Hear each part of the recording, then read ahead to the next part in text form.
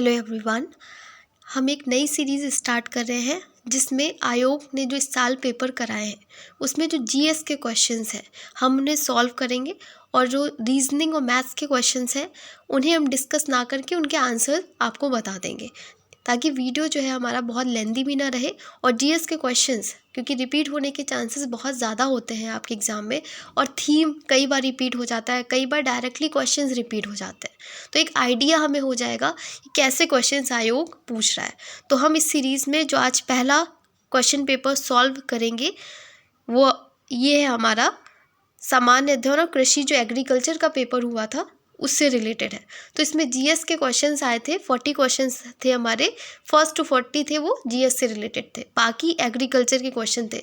Agriculture के questions हमारे exam के लिए रिलेवेंट नहीं है, तो हम उन्हें ना देख करके सिर्फ जीएस के क्वेश्चंस इसमें सॉल्व करेंगे, ताकि आपको एक आइडिया मिल जाए कि आयोग किस तरीके के क्वेश्चंस पूछ रहा है, कौन कौन से थीम्स हैं जिन पे हमें काम करना चाहिए बचे हुए दिनों में।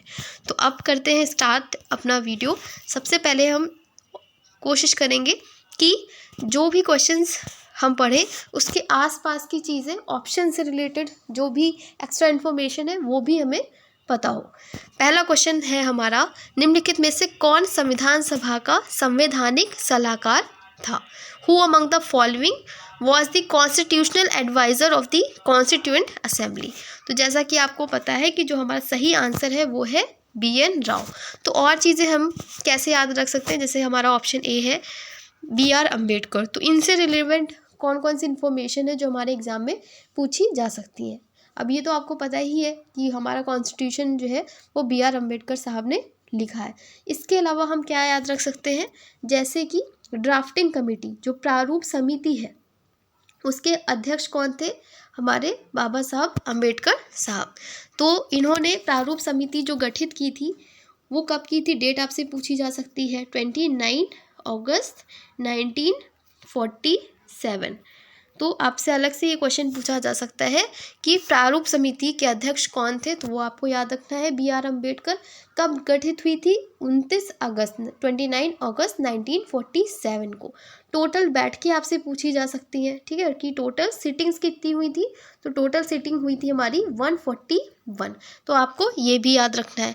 इसके अलावा कुल कितने मेंबर्स थे? अगर टोटल नंबर पूछेंगे इंक्लूडिंग अम्बेडकर साहब तो हमारे 7 लोग थे। और अगर ये पूछा जाएगा कि एक अध्यक्ष हो गए हमारे अम्बेडकर जी और 6 अन्य लोग थे, ठीक है।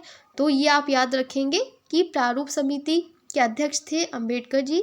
इसके अलावा इसकी 141 बैठकें हुई थी और इसमें 6 अन्य सदस्य थे, ठीक। तो आप ये याद रखेंगे। नेक्स्ट ऑप्शन है हमारा जैसे डॉक्टर राजेंद्र प्रसाद। तो इनके इसमें हम क्या याद रख सकते हैं कि हमारे फर्स्ट प्रेसिडेंट थे, ये आपको पता ही होगा। इसके अलावा जब संविधान सभा हो रही थी तो कई सारी समितियां बनाई गई थी, तो उसमें आप ये याद रखिएगा कि जो नियम समिति है वो उसके जो अध्यक्ष थे वो कौन थे? राजेंद्र प्रसाद। तो आप ये याद रखेंगे कि नियम समिति और संचालन समिति, ठीक, उसको किसने चेयर किया था? हमारे राजेंद्र प्रसाद साहब ने, ठीक है। तो संचालन समिति और नियम समिति उनको चेयर किया था राजेंद्र प्रसाद ने। इसके अलावा जो संविधान सभा के स्थायी अध्यक्ष थे वो भी कौन थे? राजेंद्र प्रसाद। और अस्थायी अध्यक्ष कौन थे? सच्चिदानंद सिन्हा। तो ये आप याद रखेंगे। इसके अलावा जो हमारी एंटरिम गवर्नमेंट थी उसमें मंत्रालय दिए गए थे, तो राजेंद्र प्रसाद जी को दिया गया था खाद्य और कृषि मंत्रालय। ये अलग अलग क्वेश्चंस आपसे पूछे जा सकते हैं, तो इसलिए ध्यान से सुनिएगा। कुछ ऐसा आपको लगता है तो आप नोट डाउन भी कर सकते हैं। तो याद रखिएगा राजेंद्र प्रसाद हमारे फर्स्ट प्रेसिडेंट थे। इसके अलावा नियम समिति और संचालन समिति इनसे रिलेटेड है। संविधान सभा के स्थायी अध्यक्ष थे और जो हमारी एंटरिम गवर्नमेंट बनी थी उसमें राजेंद्र प्रसाद खाद्य और कृषि मंत्री थे। इसके अलावा अगर आपसे एंटरिम गवर्नमेंट का पूछ लिया जाता है कि श्रम मंत्री कौन थे, तो वो थे जगजीवन राम। और शिक्षा मंत्री अगर आपसे पूछे जाते हैं तो वो कौन थे? राजगोपालाचारी। तो इतनी इन्फॉर्मेशन आपको इस ऑप्शन से मिल जाती है। नेक्स्ट हमारा ऑप्शन था जवाहरलाल नेहरू। तो जवाहरलाल नेहरू के बारे में देखें तो इन्होंने 13 दिसंबर 1946 को उद्देश्य प्रस्ताव लाए थे ठीक है, जिसको 22 जनवरी 1947 को मान भी लिया गया था। तो 13 दिसंबर आपको याद रखनी है कि 13 दिसंबर 1946 को उद्देश्य प्रस्ताव लेकर के आए थे, और यही जो था आगे चल कर के उद्देश्य प्रस्ताव हमारी प्रियम्बल बन गई थी। इसके अलावा ये संघ संविधान समिति और प्रांतीय संविधान समिति के अध्यक्ष भी थे। जो संविधान सभा के टाइम पे हमारी इंटरिम गवर्नमेंट बनी थी, बहुत सारी समितियां बनी थी, उसमें आप याद रखिएगा कि जवाहरलाल नेहरू जो है वो संघ संविधान समिति और प्रांतीय संविधान समिति के अध्यक्ष थे।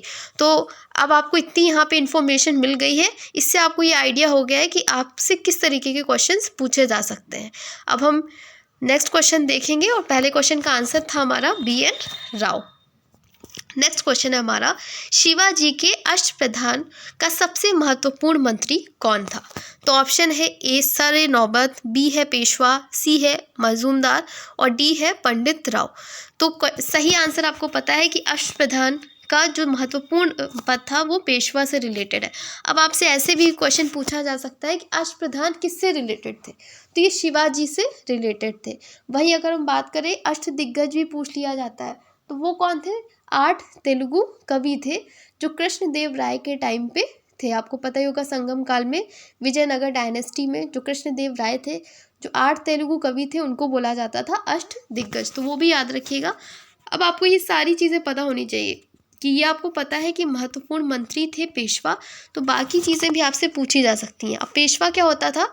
वो होता था राजा का प्रधानमंत्री, ठीक है, ये याद रखिएगा। इसके अलावा अमात्य होते थे।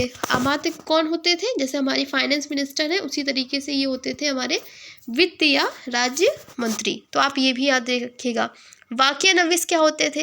ये राज्य के दैनिक कार्यों का लेखा जोखा करते थे कि दिन में क्या हुआ, क्या एक्टिविटीज़ हैं, जो भी है वो काम करने का होता था वाक्या नविस का। क्योंकि अगर आपसे यहाँ पे पेशवा के बारे में पूछा गया है तो आपसे अदर भी पूछा जा सकता है, तो इसे आप याद रखिएगा। फिर होते थे सचिव। जैसे आज के टाइम पे IAS ऑफिसर की सबसे बड़ी पोस्ट जो उनके जीवन में होती है वो थी सचिव की। तो वैसे ही इस टाइम पे भी जो हमारा शिवाजी का शासन था, उस टाइम पे भी जो सचिव थे उनका क्या काम होता था? राजकीय पत्र व्यवहार करना, ठीक है। नेक्स्ट हमारा है सुमंत या दबीर। तो ये क्या होते थे? सुमंत या दबीर होते थे हमारे विदेश मंत्री, ठीक। जैसे कि आज के टाइम पे हमारे जयशंकर साहब है, तो उसी तरीके से अगर सुमंत लिखा हो या लिखा हो आपको दबीर, तो वो कौन थे? विदेश मंत्री। तो ये आप याद रखिएगा इसको। फिर जैसे यहाँ पे इन्होंने पूछा है यहाँ सारे नौबत, तो ये क्वेश्चन आपका आया था UPPCS 2014 में, जहाँ पे इन्होंने ये पूछा था कि सरे नौबत के बारे में। तो इसीलिए आपको मैं एक्सप्लेन करके बता रही हूँ। इनके हिसाब से इसी टॉपिक पे दूसरा क्वेश्चन आता है, तो आपको चीज़ें पता होनी चाहिए। तो सरे नौबत क्या होता था? ये सेना की भर्ती वगैरह करता था, या सेनापति लिखा हो, सरे नौबत है सेनापति एक ही चीज़ है। सेना में भर्ती वगैरह का जो काम है वो ये देखते थे। फिर होते थे पंडित राव। ये जो यहाँ पे आपका पंडित राव लिखा है, तो नाम से ही समझ में आ गया है कि कोई विद्वान और धार्मिक कार्य करने का उत्तरदायित्व होता था। और फिर जो न्यायाधीश होता था वो मुख्य न्यायाधीश होता था। तो इस तरीके से 8 मेंबर्स होते थे। अष्टप्रधान आपको याद रखना है, जिसमें सबसे महत्वपूर्ण जो होते थे वो कौन होते थे? पेशवा होते थे। और अष्टदिग्गज आप कैसे याद रखेंगे कि विजयनगर के राजा कृष्णदेव राय थे, उसमें जो था 8 महान तेलुगु कवि थे, और जिन्हें हम बोलते थे अष्टदिग्गज। इसके अलावा आप ये भी याद रख सकते हैं, जो कृष्णदेव राय थे उन्हें क्या दी गई थी? आंध्र भोज की उपाधि। तो आई थिंक इतनी इन्फॉर्मेशन यहाँ पे सफिशिएंट है आपको याद करने के लिए। अगर आप नहीं रिमेंबर कर पा रहे हो तो आप एक जगह पे नोट डाउन भी कर सकते हो, क्योंकि इसी से जब यहाँ पे आपको थीम भी पता चलने जा रहा है कि कौन कौन सी थीम्स के क्वेश्चंस आपसे पूछे गए हैं। तो आप एक जगह अगर शॉर्ट नोट्स बना लेंगे, आपके एग्ज़ाम पर्सपेक्टिव से बहुत इंपॉर्टेंट रहेगा ये। फिर हमारा रीजनिंग का क्वेश्चन है और इसका आंसर 72 है, ये आप इसे सॉल्व कर लीजिएगा। यहाँ पे पूछा गया है कि आलू पौधे का कौन सा भाग है? Which part of a plant is potato? Leaves, roots, stem, flowers. तो ये क्वेश्चंस आपसे काफ़ी पूछे जाते हैं, तो हम और भी चीज़ें इसमें देखेंगे। अगर देखें आलू का पौधे का कौन सा भाग है, वो है तना, ठीक। इसके अलावा भी आपसे पूछा जा सकता है कि जैसे आपका हींग का पूछा गया था, कि हमें हींग किससे मिलती है, तो वो मिलती है हमें स्पेशली वृक्ष और वृक्षों की जड़ से। तो ये भी आप रूट जो होती है उनसे मिलती है। 2020 में क्वेश्चन आया था ये, और ROARO 2016 में भी ये क्वेश्चन आया है कि हींग हमें किससे मिलती है, जड़ से मिलती है। इसके अलावा अफीम जो होता है, अफीम हम यूज़ करते हैं, उसमें का कौन सा पार्ट यूज़ करते हैं, तो वो है फल।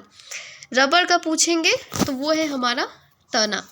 ये सारे क्वेश्चंस आपसे पूछे जाते हैं, तो इसे प्लीज़ ध्यान से सुनिए, समझिए और एक जगह नोट डाउन कर लीजिए। तो रबर का क्या हम यूज़ करते हैं, तना। केसर का क्या है हम यूज़ करते हैं, जो केसर होता है उसका स्टिग्मा, ठीक है। केसर का क्या यूज़ करते हैं हम, स्टिग्मा या वर्तिकाग्र भी बोलते हैं इसको हिंदी में। और रबर का हमने बताया जैसे कि तना है। कुनैन की हम छाल यूज़ करते हैं।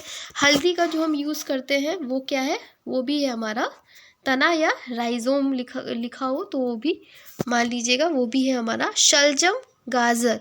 और शकरकंद का हम क्या यूज़ करते हैं, जड़, ठीक है। रूट्स हम यूज़ करते हैं शलजम, गाजर और शकरकंद की। इसके अलावा आप याद रखिएगा कि अदरक है, आलू है, हल्दी का हम क्या यूज़ करते हैं, तना। और नारियल का जो है ये पूछ लिया जाता है तो वो हम यूज़ करते हैं भ्रूणपोष या एंडोस्पर्म, ठीक। तो ये याद रखिएगा, या तो हम इसको एंडोस्पर्म कई बार उसमें भी लिख देते हैं, हिंदी में भी लिख देते हैं, तो याद रखिएगा एंडोस्पर्म यूज़ करते हैं, या फिर हमारा जो है नारियल का भ्रूणपोष हम यूज़ करते हैं। लौंग का क्या करते हैं, जो बंद कली होती है, आई थिंक 2021 में भी पूछा गया था, तो आप ये इसे याद रखिएगा। जहाँ भी बायोलॉजी आप पढ़ रहे हो और पार्ट्स ऑफ इस तरीके से दिया हो तो एक बार ध्यान रखिएगा। मैं एक बार फिर से रिपीट कर दे रही हूँ कि हींग का जो हम पोषण यूज़ करते हैं वो है उसकी जड़ से मिलती है हमको हींग। इसके अलावा केसर का हम पंखुड़ी जो होती है, स्टिग्मा है, वर्तिकाग्र है, उसको यूज़ करते हैं। अफीम का हम यूज़ करते हैं फल। रबर तना, कुनैन की छाल, हल्दी का तना, शलजम, गाजर और शकरकंद की जड़।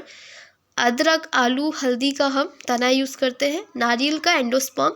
और लौंग जो होती हैं वो कली जैसी होती हैं, हम उन्हें यूज़ करते हैं। नेक्स्ट क्वेश्चन की तरफ बढ़ते हैं। Next question, in business profit and service motives are complementary. तो व्यवसाय में लाभ और एवं सेवा प्रयोजन क्या है, एक दूसरे के पूरक है, इसमें कुछ समझाने जैसा है नहीं।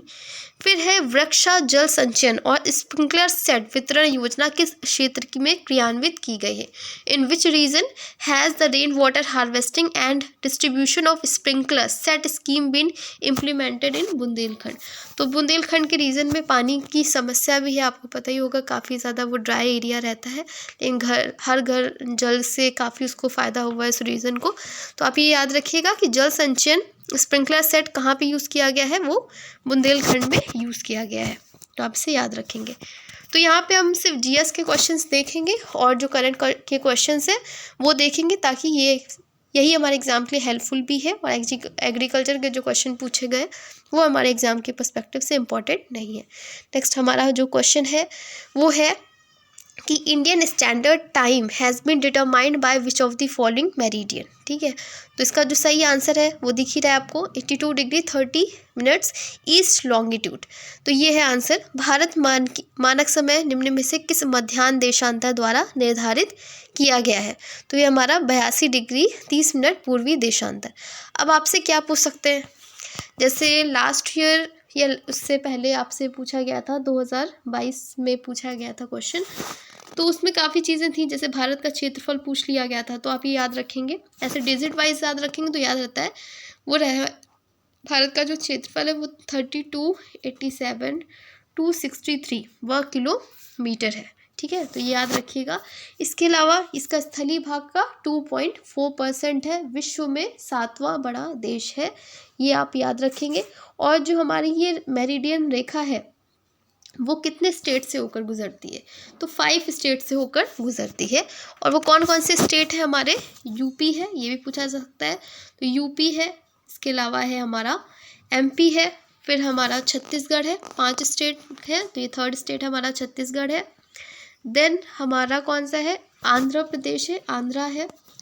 4th स्टेट हमारा आंध्र प्रदेश है एंड 5th स्टेट है हमारा उड़ीसा। इसके अलावा आपसे, क्योंकि आपको पूछा गया है कि 82 डिग्री 30 मिनट, तो आपसे ये भी पूछा जा सकता होगा कि कर्क रेखा जो है हमारी ट्रॉपिक ऑफ कैंसर है वो किन राज्यों से गुजरती है भारत के। तो एक तो वो है रेखा 23 डिग्री 30 मिनट या 23 डिग्री 30 मिनट्स, और कितने स्टेट से होकर गुजरती है? 8 स्टेट से होकर गुजरती है। गुजरात है, राजस्थान, MP, छत्तीसगढ़, झारखंड, पश्चिम बंगाल, त्रिपुरा और मिजोरम। किन राज्यों से होकर गुजरती है? 8 राज्य हैं। अगर हम प्राइम मेरिडियन पूछेंगे, मानक याम उत्तर जो यहाँ पे लिखी हुई है, वो कितने राज्यों से गुजरती है? वो 5 स्टेट हैं हमारे, UP, MP, छत्तीसगढ़, आंध्र प्रदेश और उड़ीसा। और जब बात आएगी कर्क रेखा की, ट्रॉपिक ऑफ कैंसर की, तो वो गुजरती है गुजरात, राजस्थान, MP, छत्तीसगढ़, झारखंड, पश्चिम बंगाल, त्रिपुरा और मिजोरम से। तो ये आप याद रखिए। नेक्स्ट क्वेश्चन है हमारा, किन के चुने हुए भाषणों को एक पुस्तक के रूप में लोकतंत्र के स्वर नाम से प्रकाशित किया गया है? Who selected speeches have been published as a book titled लोकतंत्र के स्वर। अब ये करंट अफेयर्स का ही क्वेश्चन है, तो आपसे पूछा जा सकता है। तो ये बुक है रामनाथ कोविंद जी की। नेक्स्ट क्वेश्चन है हमारा, भारत के संदर्भ में निम्नलिखित अधिनियमों को उनके वर्ष से सम्मिलित कीजिए और सूचियों के नीचे दिए गए कूट का प्रयोग करना है। तो वाइल्ड लाइफ प्रोटेक्शन एक्ट पूछा गया है, एनवायरनमेंट प्रोटेक्शन एक्ट है, नेशनल ग्रीन ट्रिब्यूनल एक्ट है, बायोडाइवर्सिटी प्रोटेक्शन एक्ट है। ये आपसे बहुत पूछे जाते हैं, मैचिंग UPPCS का फेवरेट है, मैचिंग दे देना, ये 4 लिखना और इसमें पूछना कि कौन सा गलत है। तो ये ईजी भी होते हैं, इसमें कुछ ऐसा नहीं है जो आपको पता नहीं होगा, मोस्ट ऑफ द चीज़ें आपको पता ही होंगी। तो अगर हम देखें तो इसका सही आंसर है कि जो वाइल्ड लाइफ प्रोटेक्शन एक्ट कब आया था हमारा? 1972 में आया था। नेशनल ग्रीन जो ट्रिब्यूनल है हमारा, फिर हमारा एनवायरमेंटल प्रोटेक्शन एक्ट हमारा कब आया था? 86 में आया था। ग्रीन ट्रिब्यूनल हमारा आया था 2010 में, और बायोडाइवर्सिटी प्रोटेक्शन एक्ट हमारा आया था 2002 में। इसके अलावा भी आपसे पूछी जा सकती हैं चीज़ें, जैसे प्रोजेक्ट टाइगर पूछ सकते हैं। तो ये कब आया था हमारा? 1972 में प्रोजेक्ट टाइगर आया था। और प्रोजेक्ट हाथी के बारे में पूछ सकते हैं, प्रोजेक्ट हाथी कब आया था आपका? जो मैचिंग में आपसे पूछी जा सकती है। तो ये हमारा आया था 1992 में आया था। और वायु प्रदूषण निवारण एवं नियंत्रण अधिनियम कब आया था हमारा? वो आया था 1981 में। और लास्ट ही ईयर 2023 UPPCS का जो पेपर था उसमें आपसे जल वाला पूछा गया था, ठीक है। इसलिए हमें प्रीवियस क्वेश्चन लगाने ज़रूरी होते हैं। ये नहीं है कि हमें सिर्फ आंसर देख करके आगे बढ़ जाना है, हमें उससे ये आइडिया मिल जाता है कि कौन से थीम्स एग्ज़ाम में पूछे जा रहे हैं, तो हम उसके आसपास की चीज़ें देख लेते हैं। अगर आपने ये पढ़ी चीज़ें कि वाइल्ड लाइफ प्रोटेक्शन एक्ट कब आया, एनवायरमेंटल प्रोटेक्शन एक्ट कब आया, तो आप एक बार वायु प्रदूषण निवारण नियंत्रण अधिनियम भी देख लीजिए, जल प्रदूषण निवारण अधिनियम भी देख लीजिए। तो जो जल वाला था हमारा, वाटर वाला लास्ट ईयर पूछा गया था, ये हमारा आया था 1974 में, ठीक। यही कारण होता है कि सब टॉपर जो है वो हमेशा बोलते हैं प्रीवियस ईयर लगा लीजिए, आयोग के आए हुए पेपर लगा लीजिए। उसका मेन कारण यही रहता है कि बाद में रिग्रेट करने को ना रह जाए कि हमने पेपर देख लिया होता है या आयोग ने जो क्वेश्चन पेपर पूछे इस बीच वो देख लिए होते तो शायद हमारा गलत ना होता। इसलिए हम ये सीरीज़ भी लेके आए हैं। इसके अलावा आपसे क्या पूछ सकते हैं, वन संरक्षण अधिनियम वो आया था हमारा 1980 को। तो एक बार फिर से रिवाइज करते हैं हम। प्रोजेक्ट टाइगर आया हमारा 1973 में, प्रोजेक्ट हाथी आया 1992 में, वायु प्रदूषण निवारण एवं नियंत्रण अधिनियम आया हमारा 1981 में, और जल प्रदूषण निवारण एवं नियंत्रण अधिनियम आया हमारा 1974 में। और एक बार फिर से रिवाइज करते हैं, वाइल्ड लाइफ प्रोटेक्शन एक्ट हमारा आया 1972 में, एनवायरमेंटल प्रोटेक्शन एक्ट 1986 में, नेशनल ग्रीन ट्रिब्यूनल एक्ट 2010 में आया, और बायोडाइवर्सिटी प्रोटेक्शन एक्ट हमारा आया जो 1972 में, ठीक है। तो आप ये सब याद रखेंगे। नेक्स्ट है हमारा क्वेश्चन, तो ये मैथ्स का क्वेश्चन है और इसका आंसर हमारा है 11। दूध में कौन सा अम्ल पाया जाता है? तो आपसे ये पूछते हैं काफ़ी एसिड वगैरह से रिलेटेड। तो ये हमारा आपको पता ही होगा कि दूध में कौन सा एसिड होता है, हमारा लैक्टिक एसिड होता है। तो जब हमने दूध का पढ़ा है तो हमें ये ऑप्शंस भी तो पता होने चाहिए कि टार्ट्रिक अम्ल किस में मिल रहा है, ऑक्सैलिक अम्ल किस में मिल रहा है, सल्फोनिक अम्ल किस में मिल रहा है। तो ये भी हमें पता होना चाहिए, ठीक है, तो हम इसको भी डिस्कस करेंगे। लैक्टिक अम्ल हमारा मिलता है दूध में। एसिटिक अम्ल हमें मिलता है सिरका जो होता है, या जो हम अचार वगैरह खाते हैं ना, जब भी कोई टिफ़िन खुलता था तो एक अजीब सी स्मेल आती थी, सबको पता चल जाता था कि किसी ने अचार निकाला है। तो ये एसिटिक अम्ल जो है वो किससे रिलेटेड है? सिरके से रिलेटेड है। साइट्रिक अम्ल किससे रिलेटेड है? वो है नींबू से रिलेटेड।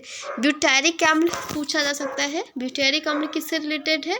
वो है हमारा मक्खन से रिलेटेड। तो लैक्टिक अम्ल दूध से, एसिटिक अम्ल सिरके से रिलेटेड है, साइट्रिक अम्ल नींबू से रिलेटेड है, ब्यूटेरिक अम्ल मक्खन से रिलेटेड है, सोडा जो है कार्बनिक अम्ल होता है जो सोडे में होता है, सेब में कौन सा होता है? मैलिक अम्ल होता है। फोटोग्राफी में जो ग्जैलिक अम्ल पूछा गया है वो किससे रिलेटेड है? पूछा जा सकता है हमारा, तो ये फोटोग्राफी से रिलेटेड है। तो आपसे याद रखिएगा कि ऑक्सैलिक अम्ल अगर आपसे पूछा जाता है तो हमारा किससे रिलेटेड है? फोटोग्राफिक से रिलेटेड है। बेकिंग पाउडर में कौन सा होता है एसिड? वो है हमारा टार्ट्रिक एसिड।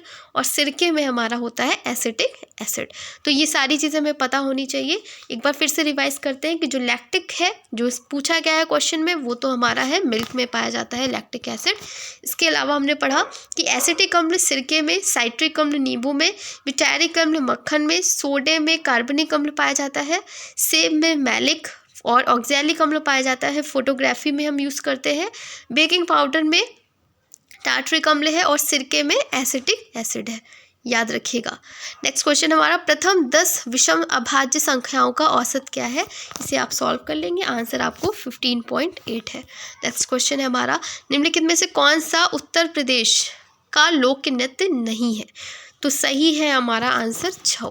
तो छऊ जो है वो हमारा होता है, अगर आपसे ऑप्शन में झारखंड, पश्चिम बंगाल और उड़ीसा में कोई भी ऑप्शन दिया हो तो आप वो टिक कर सकते हैं, क्योंकि छऊ के भी कई सारे फॉर्म्स होते हैं।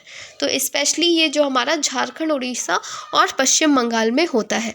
तो आपको ये पता होना चाहिए कि चरखुला, कथक और नौटंकी जो नृत्य है वो हमारा किससे रिलेटेड है?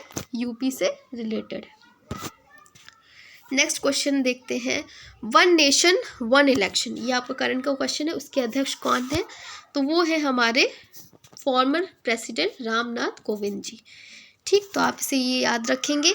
इसके अलावा भी आपसे चीज़ें पूछी जा सकती हैं कि ये जो आया है डिसीज़न है ना, ये जो फाइनल हुआ है वो हमारा हुआ है 18 सितंबर को।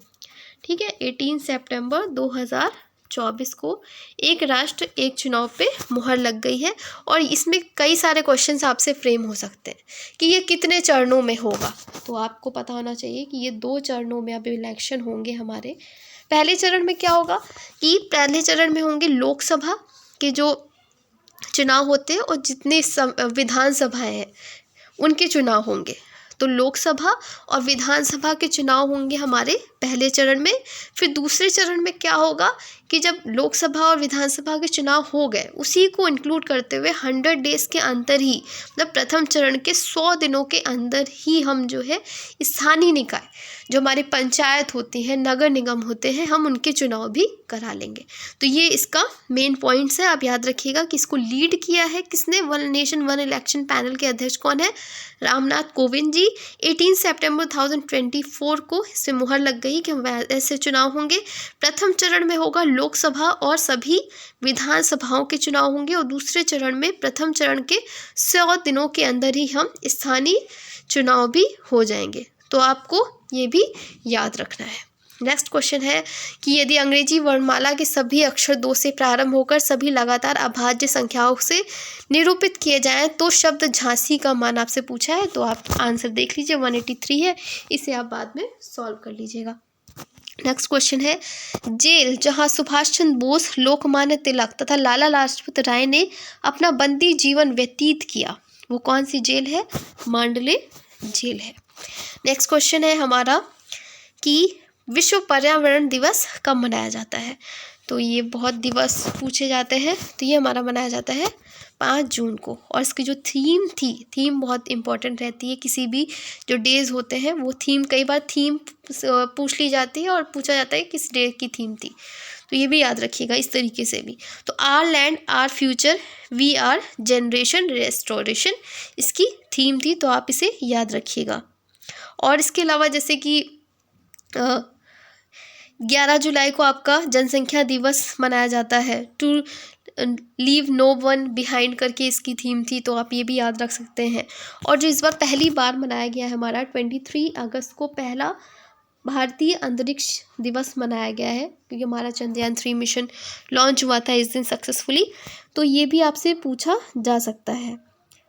और इसकी जो थीम थी वो भी आपसे पूछी जा सकती है। तो इसकी थीम थी हमारी touching lives while touching the moon. याद रखिएगा कि जो हमारा 23 अगस्त को अंतरिक्ष दिवस मनाया गया है, इसकी जो थीम है वो है touching lives while touching the moon.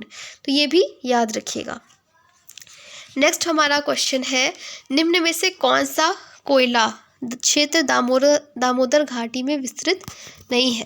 तो ये आंसर हमारा सही है, तंदूर इसमें विस्तृत नहीं है। बाकी रामगढ़, गिरिडीह और उत्तरी कनपुरा इसमें शामिल है। तो आप इसे भी याद रखिएगा। इसका क्वेश्चन हमारा ऑप्शन ए है, तो इसे याद रख सकते हैं। मैचिंग आपसे पूछी है इसमें, तो मिलेट्स आपको पता ही है, मिलेट्स हमारे होते हैं ज्वार और बाजरा। और पल्सेस अगर हम देखें, पल्सेस में क्या होता है, प्रोटीन होता है। और जो चने वगैरह है ये कैसी रबी की फसल है। और चाय का जो होता है रोपण होता है, ये पौधाकरण है। मैचिंग आपसे पूछी जा सकती है। नेक्स्ट है हमारा question, consider the following wars struggles and arrange them in correct chronological order starting from the earliest to the last. तो हमें देखना है सबसे पहले क्या हुआ, अजातशत्रु और लिच्छवी संघर्ष हुआ। सॉरी, अजातशत्रु और लिच्छवी संघर्ष हुआ। देन हमारा आता है ऑप्शन ए शक सातवाहन युद्ध, फिर स्कंदगुप्त हूण और संघर्ष, और फिर सेकंड में है हमारा यशोधर्मन और मिहिरकुल संघर्ष। तो आप इसे एज इट इज़ याद कर लीजिए, इसमें कुछ समझाने जैसा नहीं है। और ये हो सकता है आपसे डायरेक्ट क्वेश्चन पूछ लिया जाए। तो आप सबसे पहले याद रखेंगे अजातशत्रु है, ठीक है। फिर शक, अगर हमें ट्रिक से चीज़ें याद रखनी है तो मैं ऐसे याद कर सकते हैं कि शत्रु पे शक होना चाहिए, है ना, क्योंकि शत्रु कुछ भी कर सकता है। तो यहाँ पे शत्रु आएगा, फिर हमारा आएगा हाँ ठीक है, सबसे पहले हमारा आएगा वही अजातशत्रु है। फिर हमारा शक है, शक होगा कि उसने कहीं गुप्त चीज़ें तो नहीं रखी हैं। स्कंदगुप्त है, और फिर हमारा है यशोधर्मन और मिहिरकुल। तो कुछ ऐसे आप याद रख सकते हैं इसको, कि सबसे पहले हमारा आएगा अजातशत्रु। अजातशत्रु को शक है कि उसने कुछ गुप्त रखा है, किसने, लास्ट में पता चला वो कौन है, यशोधर्मन। तो कुछ इस तरीके से आप चीज़ें याद रख सकते हैं। फिर से एक बार देखते हैं कि सबसे पहले हमारा आएगा अजातशत्रु, फिर शक सातवाहन युद्ध हुआ, फिर हमारा स्कंदगुप्त और हूण संघर्ष हुआ, और फिर हमारा यशोधर्मन और मिहिरकुल संघर्ष है। तो इसे आप ऐसे याद रखिएगा। नेक्स्ट क्वेश्चन है हमारा, दायित्व सीमित दायित्व वाली साझेदारी फर्म में साझेदारों की अधिकतम संख्या क्या होती है, अनलिमिटेड होती है, ठीक है। तो इस तरह के क्वेश्चन भी आपसे पूछ लिए जाते हैं, तो याद रखिएगा। Next question, the United nation population fund in its India ageing report 2023 has projected that bye 2025 the population age 60 years and above in India would grow the following 158 million। तो ये करंट का क्वेश्चन आपसे पूछा जा सकता है कि संयुक्त राज्य जनसंख्या कोष ने एक रिपोर्ट जारी की है, इंडिया एजिंग रिपोर्ट 2023। इसमें उन्होंने अनुमान लगाया कि 2025 तक भारत में 60 वर्ष या इससे ज़्यादा की आयु की जनसंख्या बढ़कर कितनी हो जाएगी, 158 मिलियन। नेक्स्ट क्वेश्चन है हमारा, निम्नलिखित में से किसका यूनियन हेल्थ मिनिस्टर द्वारा फरवरी 2024 में प्रारंभ किया गया है? तो ये AIIMS SBI smart payment card का किया गया है। याद रखिएगा, AIIMS SBI smart payment card ये फरवरी 2024 में यूनियन हेल्थ मिनिस्टर द्वारा शुरू किया गया है। नेक्स्ट क्वेश्चन हमारा, उत्तर प्रदेश में औषधीय पार्क कहाँ बनाए जा रहे हैं? तो where was the pharmaceutical park going to be located in Uttar Pradesh? तो जो सही आंसर है वो है हमारा लखनऊ। तो ये इस तरीके के क्वेश्चन आपसे पूछे जा रहे हैं, तो कुछ भी यूपी के जो करंट अफेयर्स हैं उन्हें आप ज़रूर देख के जाइएगा। फिर क्वेश्चन था हमारा ये रीजनिंग मैथ का, और CSAT को बिल्कुल भी लाइटली मत लीजिएगा। जो क्वेश्चन यहाँ आपसे पूछे गए हैं उन्हें सॉल्व करिएगा, आंसर की मिला लीजिएगा, और नहीं मिल पा रहा है तो यूट्यूब पे पर्टिकुलर जो टॉपिक है वो डाल के देखिएगा। CSAT को भले ही आप कम से कम समय दीजिए, पर दीजिए ज़रूर, क्योंकि कई बार क्या होता है कि हमारा GS पेपर अच्छा हो जाता है, पर CSAT को हम क्योंकि इतना ओवर कॉन्फिडेंट हो जाते हैं कि वही नहीं निकलता है। तो हमें बिल्कुल भी स्मार्टली भी काम करना है, पर होश में रह के काम करना है। तो हमें CSAT और GS दोनों को लेके चलना है। दो संख्याओं का महत्तम समवर्तक है 16 और ये पूछा गया है, तो आप इसे देख लीजिएगा 148 इसका आंसर आएगा। निम्न में से कौन सा उत्तर प्रदेश का 4 सीमाएं स्पर्श करता है? तो सही आंसर है हमारा सोनभद्र। ठीक है, जिसका सही आंसर है वो है हमारा क्या है, सोनभद्र है। और आपसे ये भी पूछा जा सकता है कि उत्तर प्रदेश का सबसे पूर्वी पश्चिमी जिले आपसे पूछे जा सकते हैं। तो हमारा ईस्ट में जो पड़ता है हमारा पूर्वी जिला है वो कौन सा है? सबसे पूर्वी जिला उत्तर प्रदेश का वो है बलिया। ठीक, इसके अलावा अगर आपसे पूछते हैं कि सबसे साउथ में कौन है, तो ये हमारा सोनभद्र है। ठीक है, जो आपसे पूछा भी गया है वो 4 राज्य कमेंट में आप बताएंगे वो कौन से 4 राज्य हैं जिनको सोनभद्र सीमा स्पष्ट करता है। फिर हमारा वेस्ट में हमारा है शामली और ऊपर का जो जिला है हमारा वो है सहारनपुर। तो ये सब आप याद रखेंगे कि सहारनपुर सबसे नॉर्थ में है और सबसे उत्तरी जिला है, और शामली जो है वो हमारा सबसे पश्चिमी जिला है, पूर्व में सबसे बलिया है, और सोनभद्र है जो हमारा साउथ में पड़ता है। और आपको बताना है कि सोनभद्र कौन कौन सी स्टेट्स को टच करता है। नेक्स्ट क्वेश्चन है हमारा, भारत सरकार द्वारा किस वर्ष पर्यावरण नियोजन एवं समन्वय की राष्ट्रीय समिति गठित की गई है? कब गठित की गई है? 1972 में। एक हॉर्स पावर का मान क्या होता है? 746 वाट होता है। तो आप इसे याद रखिए, 746 होता है तो आप इसे याद रखिएगा। फिर यहाँ पे पूछा गया है, यदि दिल्ली का कोड ये लिखा है, मुंबई का कोड बताना है, तो आप इसे सॉल्व कर लीजिएगा, देख लीजिएगा, ये इजी क्वेश्चंस होते हैं। सूचना का अधिकार अधिनियम किस वर्ष पारित किया गया था? तो आपको पता ही होगा कि 2005 में किया गया था। इसके अलावा पूछा गया यहाँ पे कि निम्नलिखित में से किसने पारिस्थितिकी तंत्र शब्द को प्रतिपादित किया गया था? तो who among the following propose the term ecosystem? तो जो सही आंसर है वो है हमारा टांसले। तो इकोसिस्टम के अलावा भी आपसे पूछा जा सकता है कि पारिस्थितिकी संक्रमण जो है वो कौन लेकर के आया था, ये शब्द किसने कॉइन किया था? तो याद रखिएगा, इसको कॉइन किया था जॉन डब्ल्यू बेनेट ने। अगर आपसे डीप इकोलॉजी या गहन पारिस्थितिकी का पूछेंगे तो ये शब्द लेके आए थे अर्नीज नेस। या पूछते हैं आपसे पारिस्थितिकी निश्चय, तो ये लेके आए थे जोसेफ ग्रीनेल। जैव विविधता शब्द लेकर के आए थे वॉल्टर जी रोसेन। ठीक, तो ये आप सब याद रखेंगे। नेक्स्ट क्वेश्चन हमारा, प्रथम ब्रिटिश व्यापारिक कारखाना कहाँ स्थापित हुआ था? तो ये हुआ था हमारा मसूलीपट्टनम में। और इसे आप ये याद रखना है कि जो मसूलीपट्टनम में था वो 1611 को हुआ था, तो ये हमारा अस्थायी था। ठीक है, और अगर आपसे स्थायी पूछें, ठीक है, क्योंकि यहाँ पे स्थायी अस्थायी कुछ दिया नहीं हुआ है, तो हम इसे मसूलीपट्टनम मानेंगे। और स्थायी जो था वो हमारा शुरू हुआ था, वो हुआ था सूरत में। ठीक है, तो ये आप याद रखिएगा कि हमारा जो स्थायी वाला कारखाना स्थापित हुआ था वो हुआ था सूरत में 1613 में। फिर आपसे पूछा है, नीचे भारत के रबड़ उत्पादक राज्यों की सूची दी गई है, उत्पादन की मात्रा प्रतिशत के अनुसार घटते क्रम में सही बताना है। तो सबसे ज़्यादा से कम की ओर हमें बताना है। तो सबसे पहले हमारा आएगा केरला। केरला आपको पता ही है रबर प्रोडक्शन के लिए फेमस है, तो केरला है। फिर है हमारा तमिलनाडु है, देन कर्नाटका है, और लास्ट में अंडमान निकोबार द्वीप समूह है। तो इस तरीके से क्रम में लगाने को आपसे सीक्वेंस में लगाने को दे देते हैं। ऐसे क्वेश्चन भी इंपॉर्टेंट है हमारे लिए। फिर आप देख लीजिएगा इसका आंसर, ये था क्वेश्चन 36 में पूछा गया है, अक्टूबर 2023 में दिल्ली में आयोजित G20 वृक्षारोपण समारोह में भारत की ओर से कौन सा पौधा लगाया गया था? याद रखिएगा, बरगद। तो G20 क्योंकि लास्ट ईयर हुआ था हमारे देश में, तो ये अभी भी क्वेश्चंस इसके रिलेवेंट है, क्योंकि उन्हें भी पता है कि बच्चे भूल जाएंगे और ये अब नहीं पढ़ेंगे क्योंकि उन्हें लग रहा है कि पुराना हो गया, फिर भी उन्होंने पूछा है। तो आप इसे याद करके ज़रूर जाइएगा, कौन सा पौधा लगाया गया था? बनियान ट्री, बरगद। किस तेल की शुद्धता का मूल्यांकन करने के लिए कन्नौज में fragrance and flavour development centre की स्थापना की गई है? तो कहाँ पे किया गया है? पहले तो आपसे ये पूछा जा सकता है, तो कन्नौज में किया गया है। और किसके लिए? मेंथा ऑयल के लिए किया गया है। नेक्स्ट क्वेश्चन हमारा, मानव शरीर में किडनी उत्तरदायी है किसके लिए? तो एक्सक्रीशन के लिए इंपॉर्टेंट होती है, उत्सर्जन के लिए। नेक्स्ट क्वेश्चन है, भारतीय कृषि अनुसंधान संस्थान कहाँ स्थापित है? तो नई दिल्ली में है। और आप बताइएगा कि सांख्यिकी दिवस है वो किस दिन बनाया जाता है और उसकी थीम क्या है? तो ये आपको बताना है क्वेश्चन। और सोनभद्र कौन कौन से स्टेट्स लगते हैं वो भी आपको बताना है। तो ये जो है हमारा कृषि सांख्यिकी अनुसंधान संस्थान कहाँ पे है? ये हमारा दिल्ली में है।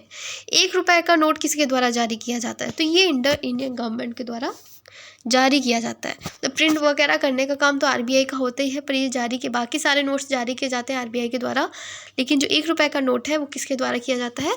भारत सरकार के द्वारा है। तो ये थे 40 क्वेश्चन, जिसमें आपके जीएस के क्वेश्चंस थे और करंट अफेयर्स थे, जो कि हमने यहाँ पे डिस्कस किए हैं। बाकी यहाँ पे जो पेपर है ये आपको मिल जाएगा, आप देख सकते हैं, क्योंकि यहाँ पे एग्रीकल्चर के क्वेश्चन है जो हमारे एग्जाम के पर्सपेक्टिव से बिल्कुल भी रिलेवेंट नहीं है। तो यहाँ 40 क्वेश्चन थे जो जीएस के हमने डिस्कस किए हैं।